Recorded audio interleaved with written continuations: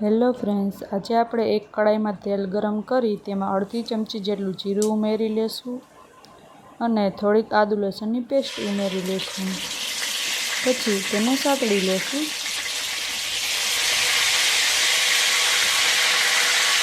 આદુ લસણની પેસ્ટ સાતળી જાય પછી આપણે 2 થી 3 સમારેલી ડુંગળી ઉમેરી લેશું.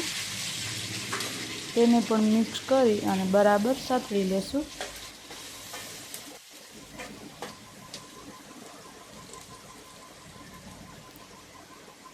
ડુંગળી સાતળી જાય એટલે આપણે તેમાં સ્વાદ અનુસાર નમક ઉમેરી લેશું. અડધી ચમચી હિંગ ઉમેરી લેશું. અડધી ચમચી હળદર ઉમેરી લેશું.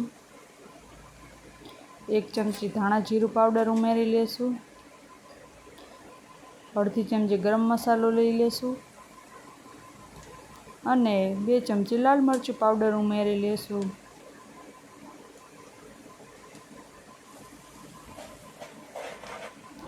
પછી બધા મસાલાને મિક્સ કરી આપણે તેને સાતળી લેશું.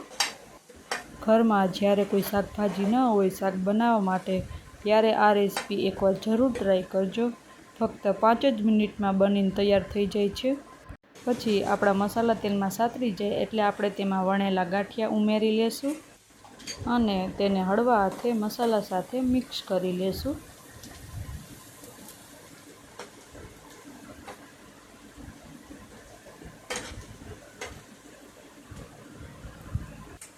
પછી આપણે 1 ગ્લાસ જેટલું પાણી ઉમેરીશું અને થોડીવાર માટે રહેવા દઈશું. ગાંઠિયા વધારે નરમ ન થઈ જાય તેનું ધ્યાન રાખવાનું છે.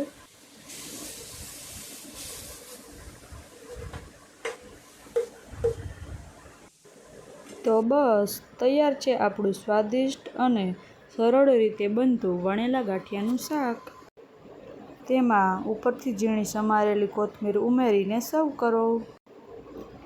જો તમને આ રેસીપી ગમી હોય તો વિડીયોને લાઈક કરી દેજો, શેર કરી દેજો અને સબસ્ક્રાઈબ કરવાનું ભૂલતા નહીં. ફરી આપણે મળીશું એક નવી રેસીપી સાથે.